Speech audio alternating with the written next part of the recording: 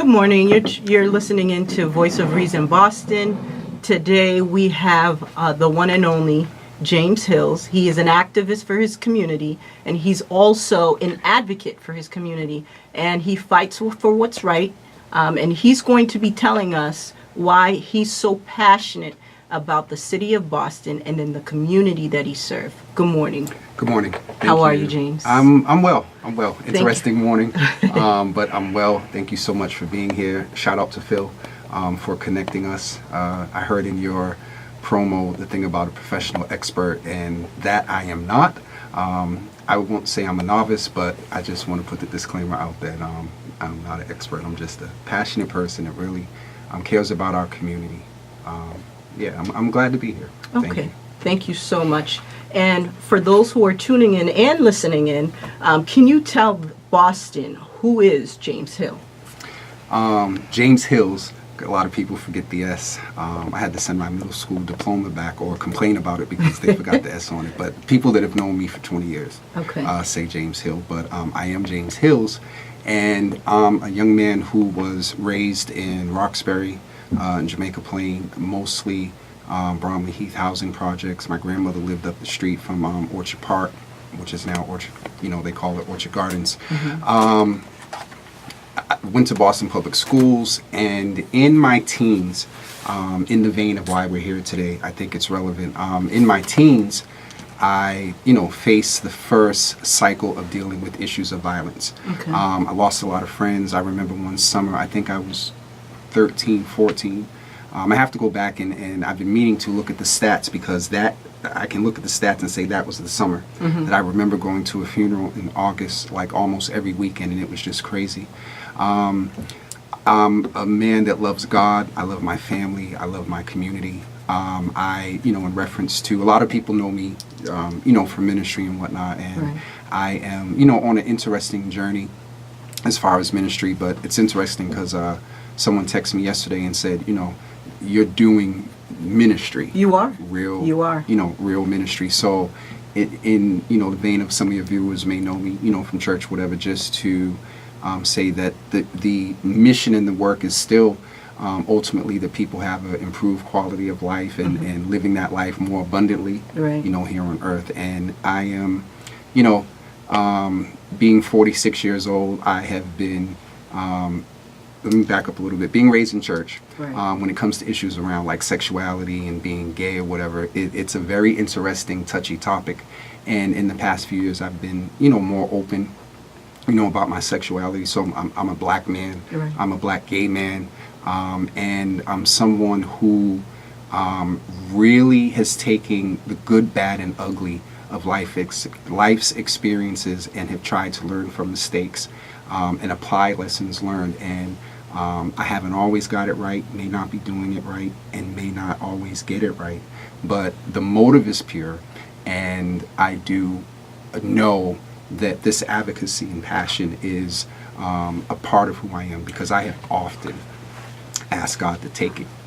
To be very honest with you, there are times, and I still deal with it now, where I fluctuate level of involvement, frustration. Somebody, my friend Charmaine, referred the other day that it's not so much frustration as it is anger, at the fact of what you're aware of. So that's a good, I guess, segue into my awareness, and it's what I know. There are some things that I assert that I know. There are some things that are conjuncture. There are some things that I make the community made aware of, that talking to a lot of people in and outside City Hall and aware of things, I had the ability to be in the know. And due to a tragic experience in my family, long story short, came up with this notion we need to know. As a community. So I am a Learful citizen. I'm not a, founder of, it's not an entity. I do not want to incorporate or anything like that. It's just a movement and a sense of awareness of mobilizing citizens to be aware, and in their awareness participate. So that's kind of, I guess, a summation of who I am. I like to cook. I like to eat. I do media, graphics, Photoshop stuff, and yeah, that's kind That's of who I pretty am. much who you are. That's Yes, good. Thank you yes. for sharing that. Yep. And, God loves everyone. Absolutely. We're not here to judge anyone. Yep. But we go by the principles of God, and that we Absolutely. let God do His work. Yep. And have you worked for any organizations in the city of Boston? I've worked for the city of Boston. I've worked for, let me back up. So from a human service end, I started at Children's Hospital. I was in the emergency room, and it got to a point that every time teenagers would come in or young people on suicide watch, because of the position I had, I would be the person that registers the people that they would have to kind of walk back and put in the psych room, which was room 5 at the time. And I just had a knack for dealing with the young people. And out of that, nurses and stuff would say, hey, you'd be a good social worker, moving in youth development. Thank you so much. I appreciate you, sir. Sorry for interruption. I left my phone in my Uber driver's car. Come over so we can say thank you, man. Absolutely. Go ahead. Yeah. Y'all shout out and put some likes for this young man bringing my phone up here. I appreciate you, sir. You're welcome. Thank you. Praise Thank God you. for that. Thank you. Thanks. Amen. Whew, now I can focus, because if y'all know me, but where was I at? Where was I at? I You forgot were that. talking about how you were in human services. So I was in the Children's Hospital, and they encouraged me to go into social work, and from that I started just doing things in the community, and just even from the time I was 11, I was a persistent young man that wanted to organize Christmas shows for the parents in our building, and when parents would come and try to take it over, I would quit. Shout out to Maybelle Smith. Her and I used to go at it. She would come in and try to lend her creativity, and I would get frustrated and say no. So I've always had that passion around organizing and wanting to be helpful. And from the hospital of periodically working with young people, I also started working at Roxbury Youth Works. On a parallel track, I've always been in youth ministry, always been a leader. So I was always part of the youth ministry leadership. I would be the one, 11 years old, in the church meeting, writing a note, daring one of my peers to pass it up to the pastor to say, what about us? Okay. Started out at Pleasant Hill Baptist Church. So anyway, worked at Roxbury Youth Works, worked at Rox Comp, which was Roxbury's health center. Shame, what happened there, how they manipulated people and did some dirt around the money. But I worked at Roxbury Youth Works, and that's when I really started getting into case management and understanding the issues. I was an intensive adolescent service provider, and it gave me a level of clinical understanding of things that young people deal with, and I got familiar with DSM-4, which is now DSM-5. Other organizations, where else did I work? Demick Community Health Center, Lena Park Community Development Corporation, somewhere along the line in there. That's how I got to know Mayor Menino. Okay. One of the greatest mayors in Boston. One of the greatest mayors Yes. in this city, and I'll mention something about that in comparison to how things flow now in the city. So when I would see him with young people, I would take advantage of the fact and bring them up to the mayor and say, Mayor, this young person isn't going to school, they're not doing what they're supposed to do. So we became familiar with one another.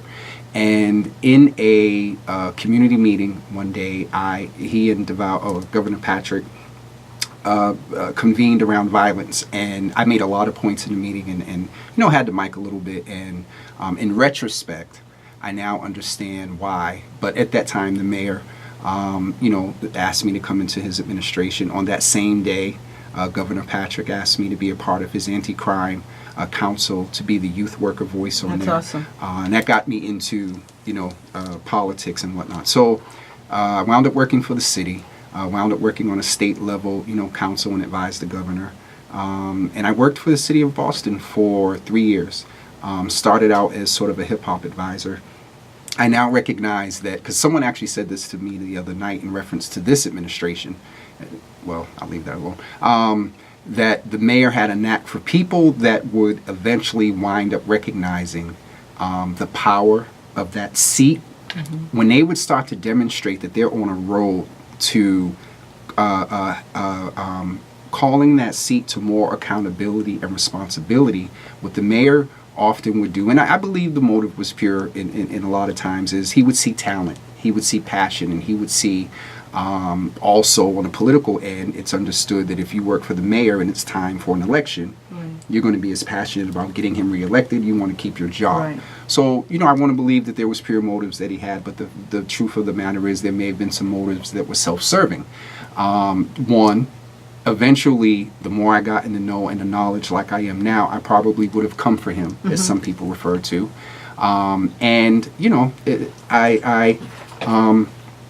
It was a thing now where someone had told me that used to sit across from me was, James, you are no longer an activist and an organizer. You can't do and say anything that you want. You are a direct report to the mayor. And that, was very interesting. So I referenced that as far as organizations, and it's a good reference point when we get into the politics and how I got in. I wasn't cabinet level, didn't make a lot of decisions, but sometimes being somebody that's not heavily involved, you get the ability to sit back and observe. Right. And give your input for the voiceless, and being able to see, what it is that you are watching, what it is that you are hearing, and how you can kind of tweak it a little bit so that you can go ahead and voice your concerns for your community. I got to be honest with you. Church folks say you're spiritual, intuitive, or whatever you would call it. But to hear someone else articulate how I've tried to convey to haters, to naysayers, how I flow. And I'm trying to just keep myself together, because it sometimes motive is questioned. Sometimes it's asserted that that's just James. And exactly what you said, through my experiences, through being on the 5th floor at the mayor's office, through being a youth worker, through dealing with my own trauma, through dealing with being a victim of poverty and growing up without a father, and working at nonprofit organizations, and just being gifted by God to be leaderful and creative and have this advocacy similar to what Christ had. That's what I do. I listen, and I look at the texts and the inboxes. I watch people on Facebook, and I get all of that together on a constant basis. And when it comes time for opportunities to advocate and be that voice, that's what I do. So you kind of mess me up to hear that, because I try to convey that often to people. Because that's really what it is. It is a meshing together of all the issues, and I function in the lane that I know I'm effective in. Not that I'm not willing to be in and out of lanes with other people on the highway to a better quality of life for our community, but I didn't mean to go off. But to hear you articulate that, it was just humbling and encouraging, all at the same time, because that is how I flow and believe how we all should flow as leaderful people. You listen to the community, and you listen to your peers, other organizers and activists, and I'll mention something more about the effort we're putting together. Oftentimes, I believe we are not communicating enough. We're not listening enough. And as a community, in order for it to grow, for it to succeed, I think the number one thing is to listen. Absolutely. And if we're not listening, then what are we doing? And would you be able to explain how have your environment growing up helped you not be a product of your community, or what you've grown to see when you were growing up? Meaning, like, how did I not become a normal statistic based on the culture? Exactly. Two things: God and my grandmother. Okay. And my mother. I say that, and part of my story is, and I love my mother, very much, and she doesn't take issue with me dealing with this. My mother had issues of dealing with substances when we were coming up, and that caused there to be a refuge at my grandmother's house, and also someone else that I kind of call my mother. Some of her kids call me their brother, and then she kind of adopted my mother, so the relation is interesting. But Barbara Jean Winston, apartment 171, I believe, in Bromley Heath Housing Projects, 106 Heath Street. So God, my mother, my grandmother, and Barbara I can't really point to a lot of men in my early years. Yeah. And it's just, and I have to say, it's God's grace. I first and foremost said God that, because I should be a statistic. I grew up in an era where violence was spiking. I saw cocaine and crack and stuff in the hall. I grew up in a home where, at one point my mother, at her worst, one of the drug dealers was operating out of our house. And it's funny because I never really articulated it in this manner. So when you talk about the organic, you're messing with me. This was a setup. Anyway, our house got raided. And I remember that more, I think, today in this moment than I've ever thought about it. I remember a tall white guy in a like grayish army light green shirt, bald, had a little red tint to his face, and I remember the young man, I won't say his name, but I remember they got him out the house in my mother's red quilted, Ma, you remember this coat? My mother's red quilted coat. They put a scarf around his head, and I want to say some like lady slippers, and they got him up to the roof and got him across the roof, and he went down the other side. So anyway, you're getting me in all types of places today. But being in that environment, and to your question of how the resilience, and I that word is interesting. We become resilient by the multiplicity of a lot of dealing with issues. It's a coping mechanism. So resilience isn't always a good thing. You're a resilient community. The resilience comes from the grace of God and people praying and just, for such a time as this, or, there's a call. Right. I know that there's a call in my life, so. And I would say your trials had helped you get to where you are today. Oh, absolutely. And that's why, you're so passionate about your community. That's why you're voicing your concerns, because there's a lot of people who would want to say something about their community, but do they have that voice? Will people stop and listen? So your adversity, your trials and tribulations has brought you to a position where you can voice those concerns. Yes. It's interesting. You made 2 points, and so I push back respectfully and with all due honor is that they do, and this is one of the current challenges, and one of the things here lately that frustrates me is that we have to get citizens to recognize that they have power. They do. They have power through a phone call. They have power through an email. They have power through a tweet. They have power through a retweet. The way Boston politics works right now is those in power do not like to be called out.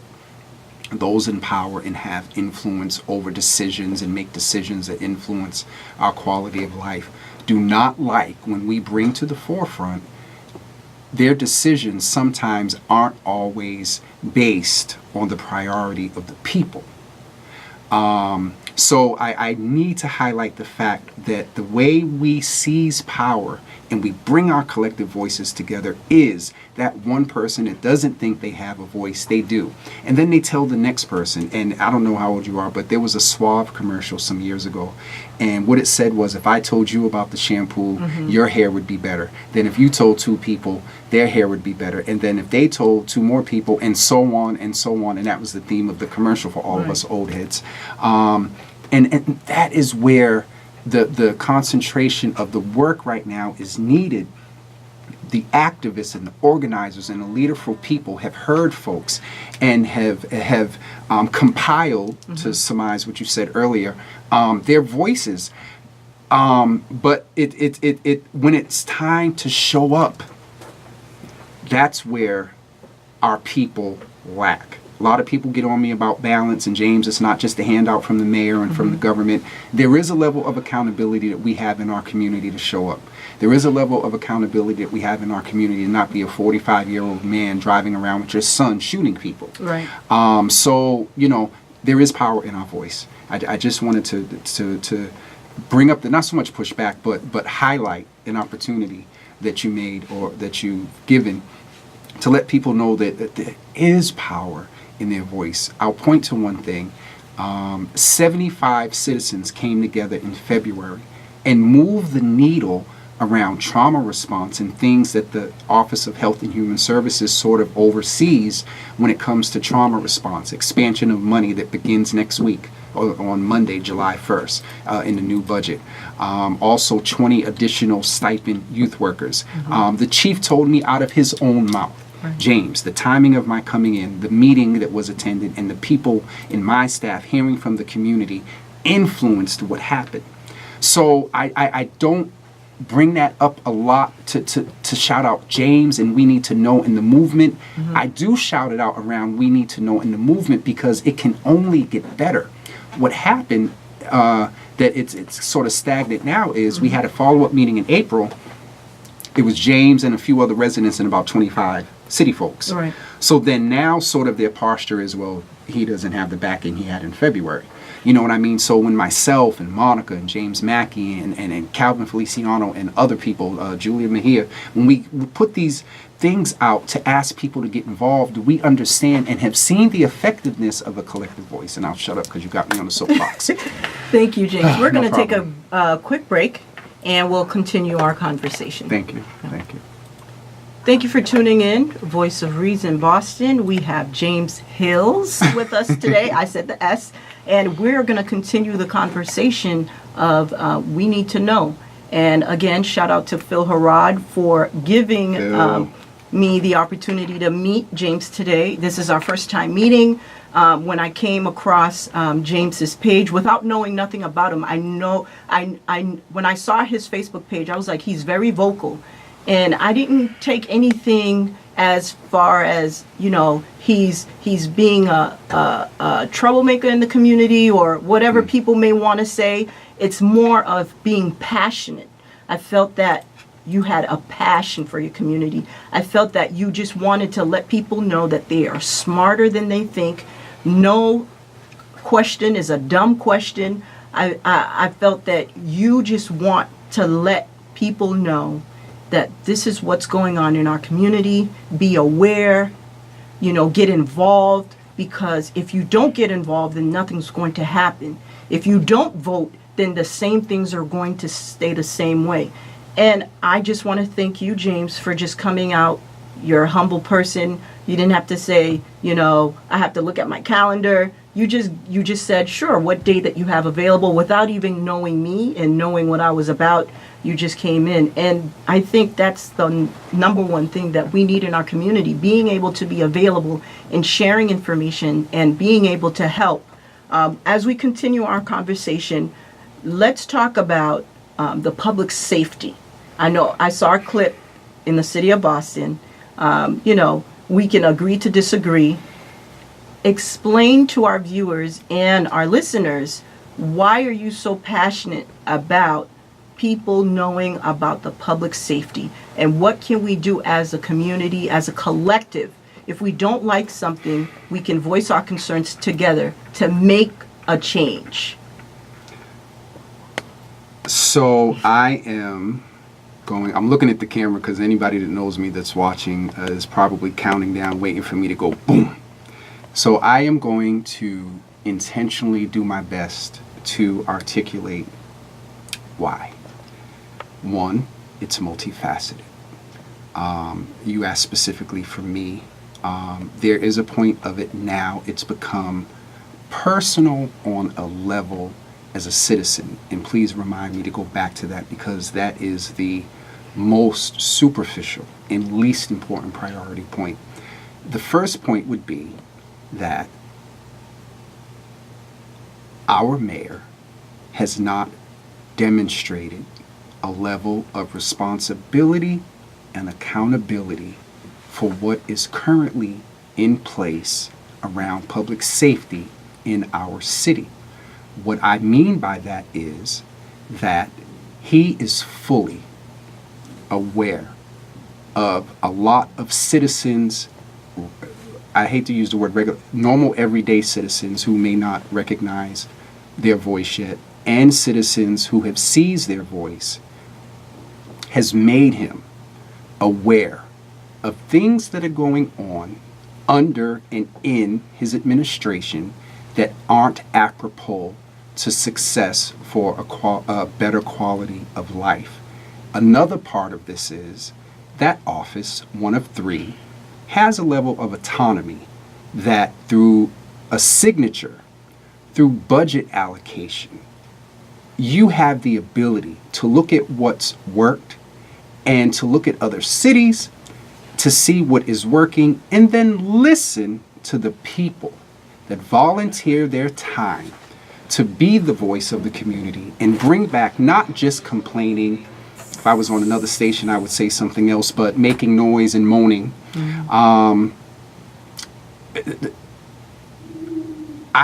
A lot of us are not aware of dedicated, committed demonstration. So that is the first thing why I think it's important that people recognize and know that their voices calling 311 and starting to just ask, how did you give the city council and yourself a 4.2 raise and you have not allocated properly toward more intervention? Prevention, I got to look at more of the numbers. Someone from the city informed me that, James, there's a lot of youth jobs out there, but the people that are applying for them, the numbers aren't matching.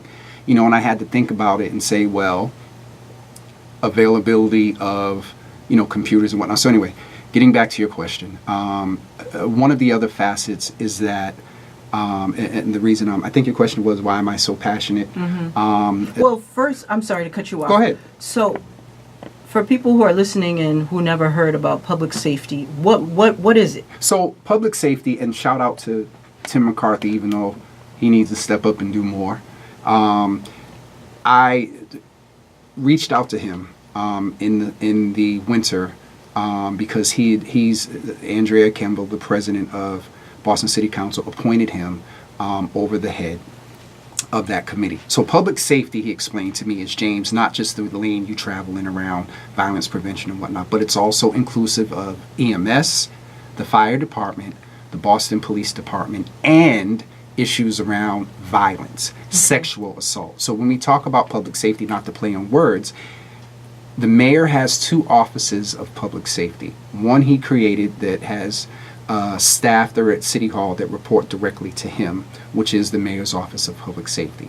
There is also an Office of Public Safety by virtue of, it was created to bring the slaves back, but the Boston Police Department... Wait, what does that mean? So, the Boston Police Department, or policing in this city, in its origin, was created or organized at some level to make sure that the slaves who were getting away get returned to their owners. Okay. So that's just a, I dare not say fun fact, just an extra piece of information, being a little sarcastic, to be honest. Okay. But the mayor has an Office of Public Safety. That is the Boston Police Department. So when we talk about budget allocation and money, how much does the Office of Public Safety make at City Hall versus you put a more human service touch to the police department? Don't give somebody, one person a six-figure salary, or high 80s, 90s, maybe the associate director's making around it. Anyway, don't want to get too far off. Public safety is basically responsible for the safety and the quality of life for the citizens and residents of the city. Right now, the city has asserted that their document that's on the city's website is a culmination of a comprehensive public safety plan. You saw the clip, but for folks that didn't, and I'll say it again. The word culmination comes from the origin culminate, which means to end, finality, mastery. At the end of this show, we will have culminated your show today. It's done. There's no return to. Right. That's culmination. I dare to say that the Mayor's Office of Public Safety asserting this culmination of a comprehensive public safety plan, the reason I'm so passionate about it is because you have to be kidding me to say that this is it, there's no more room for improvement, There's no more room for doing their job. It's their job to look at data. It's their job to look at what the community is trying to assert as their experience versus what they believe their services are successfully impacting the community. So the reason I'm passionate is because the people need to know that awareness of the lack of a real effective comprehensive public safety plan at City Hall is real. They know it. I've talked to other high-ranking, when I say high-ranking, I've talked to leadership, and it was on the video the other night, and she spoke about it. I've talked to leadership of an organization in the city that the mayor, and the mayor's office has dealings with. How often are those meetings? The one I'm talking about is usually so people like leadership of the NAACP, the Urban League, maybe the ACLU, the BMA, and whatnot. They, sometimes get called in when there's a concern in the community or a police officer shoots someone. And there's a lot of opinions about who's called and why and who's representing the community. But those type of meetings happen sparingly whenever the mayor feels like having them or he's advised he needs to have one. But the public safety meetings in the community on an ongoing basis, they're sporadic. And as a community, and we're trying to see if there's a resolution, what we can do as a whole collective. I know when people run for office, it could be difficult. It can. Because you're trying to please everyone, and no one is perfect. Politics is real. What as a community can we do together? Where can we go to get educated? Where can we come together and speak up effectively and say this is not right. These are certain changes that need to happen. Where can people within the community go and just talk about it and see what can they do as a whole to make certain things change? It's interesting because February, March, and April, I was consistent on the second Saturday with, we need to know meetings. And April, I got discouraged, to be honest with you. And also there was not a conglomerate of people to work with. So they can go to meetings when they are properly. So there's 2 points. Community folks and organizers, we need to do much better at getting information out to people who aren't on Facebook, who don't follow us. The old school passing out, flyers and posting them up like, the thing for Tuesday, like we're doing now. The city also needs to do better about their meetings and whatnot and having community people be aware of when they're having them. They can go for resources. They can go to the city's website, inquire about them, try to obtain them. The impact or how they get what they get, it varies. I have to say that some people will say they've had good services and good experiences with the city, so I want to be fair and balanced. They can go to websites or go on Facebook and search things like Stuck on Replay, Violence in Boston, We Need to Know, Jobs Not Jails, Determined Divas, C-Plan. They can look at Taylor Andrade as a radio personality that has a wide variety of information and topics on her show, but a lot of times she does pass on some information. They can go to, I'm trying to get to a point where I keep it updated, my website, jameswhills.com. Maybe in the next week or so we'll get a plan together to keep it currently updated. They can look in the paper. They can call 311 or 635-4000 and ask for information. They can listen to your radio show. They can look at a flyer in the store. There are a lot of opportunities for people to get the information, though there is a canyon, forget room. There's a canyon for improvement, but there's a lot of information out there. I want to be balanced and say and acknowledge the fact that a lot of our folks are overtaxed. They don't recognize the power of their voice. They're working 2 and 3 jobs. They have 6 kids, single mothers, trying to hold it down. Johnny's acting up. So that's real as far as people's time. But in the midst of that, your hair's did, your nails are done. You know, you make time to go turn up and hit the Right. club and get a babysitter. Do that for Election Day, September 4th coming. Talking about elections, as an activist for your community, we have the DAs running Yes. for the Suffolk County District Attorney's Office. Yes. And I've worked with one personally, which is, he's a great person, he's a great guy, and I've seen him work with a lot of people within the district attorney. Excuse me.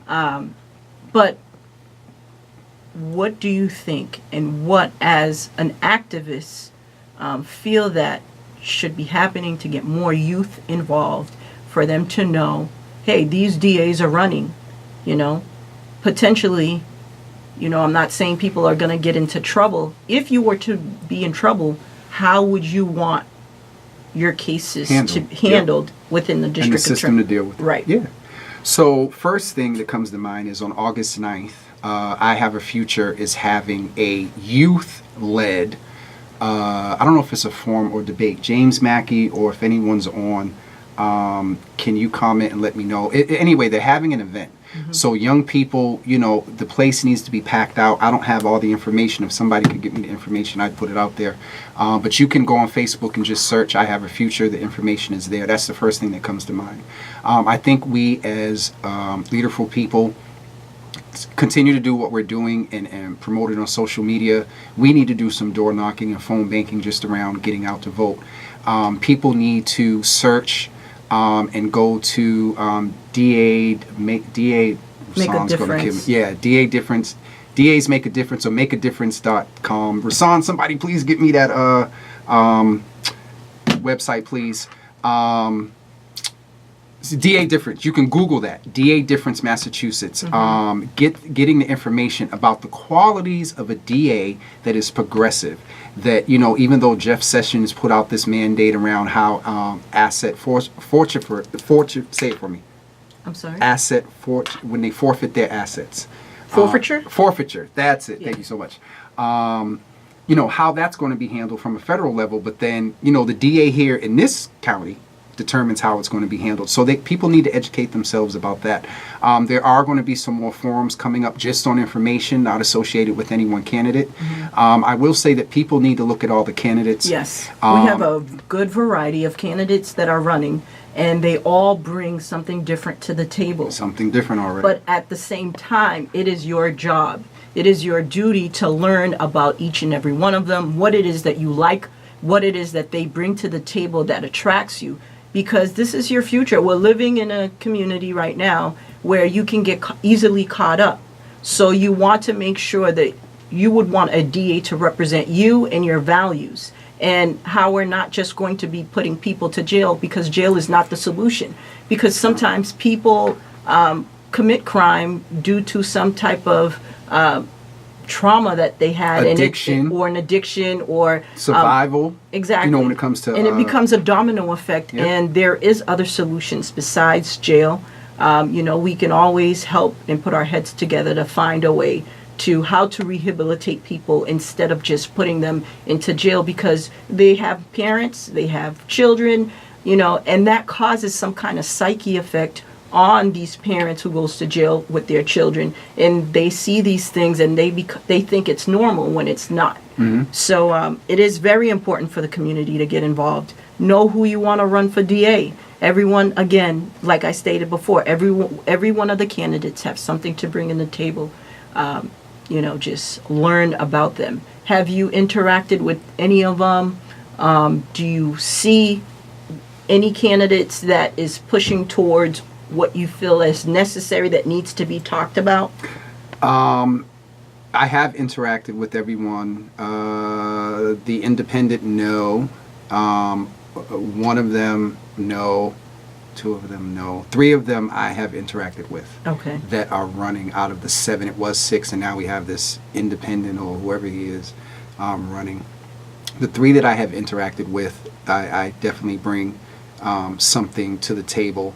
I publicly, some months ago, came out for Evandro Cavallo, and publicly, you know, that hasn't changed. You know, I have watched, I have listened, I am still watching, and I am still listening.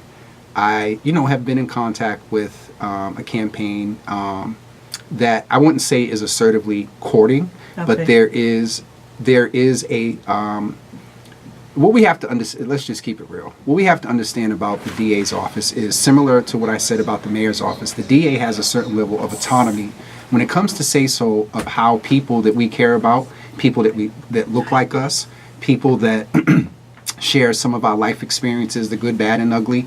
They have a level of autonomy around decision making as it pertains to how we're handled. So, the qualities of the person, some of the qualities of the person that needs to be in that office needs to be someone that has great management experience, needs to be someone that has a life experience that at the end of the day, when they make their professional informed experiences, that they remember who is at the end of that decision. Someone that is going to be aggressive, someone who, to keep it very plain and real with you, who's not going to be able to be eyebrowed and punked into making certain decisions that aren't favorable, toward people that look like us and that we care about. So I speak more to the qualities, someone who's progressive, someone who, would be willing to not prosecute a young person. In Massachusetts, certain levels of marijuana are not illegal, but I'm just making an example that, all drug cases, some of them, people sometimes cop out saying they're addicted and, they still, lock them up or whatever. Looking at different ways of dealing with addiction, looking at different ways of young women and some young men that feel that they have to sell their bodies in order to survive. So there are models out there that are already in place. Look those up and look at the qualities. I really encourage people to look at the DA different stuff. Look at Adam Foss's stuff. Look at Rasan Hall's stuff around just general information. Then you look at the candidates and their history, how they voted, what they supported. There have been a couple of forums and a couple of debates. You can go on YouTube and Facebook and watch those. I know we got to wrap up, so I'll shut up. James, thank you for coming. I cannot thank you enough. Coming in, telling us as an activist, as an advocate, why you're so passionate. We can all disagree to agree, but the whole purpose of this broadcast is to have a dialogue, is to have some kind of discussion as far as, the criminal and the social justice system.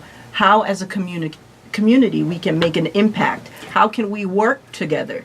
And, if there's something that you don't like, there is a way to reach out. Absolutely. And there is a way to communicate. Yep. I always say, stop barking and do it. No, I continue, and my friend and sister and I guess I can't say wife, but we refer to divorcing each other here and there, and she's actually on some text thread now asking me something about to try to blow me up. But I want to, when you talk about have an impact, we saw that horrific situation in the Bronx. Yes. No mother Yes. ever should have to deal with that, whether it's stabbing or whatever. But I want to let people know that we're declaring a state of emergency. And on Tuesday, July 3rd at 5:30 p.m., we will gather at Franklin Park. I mean, organizations like I Have a Future, Violence in Boston, We Need to Know, March for Our Lives Boston, Forward Massachusetts, Didi Delgado's enterprise, whatever she's doing now, Black Lives Matter, Determined Divas, Faith International, Charmaine Arthur, Minister Ricky Grant. We are coming together. Some of us have had spats and disagreements and never worked together for no reason. We are coming together to raise our collective voice. And we need you, the community, to show up at Franklin Park next Tuesday at 5:30 p.m. I know it's the day before the 4th, but the 4th also has all of these incidents around violence and shootings and stabbing. So I just wanted to shout that out. Tuesday at 5:30 at Franklin Park. Thank you so much for having me here. It's been a humble opportunity and experience to be here and talk with you. I hope this is not the last time, and let's continue to build. Yes, thank you.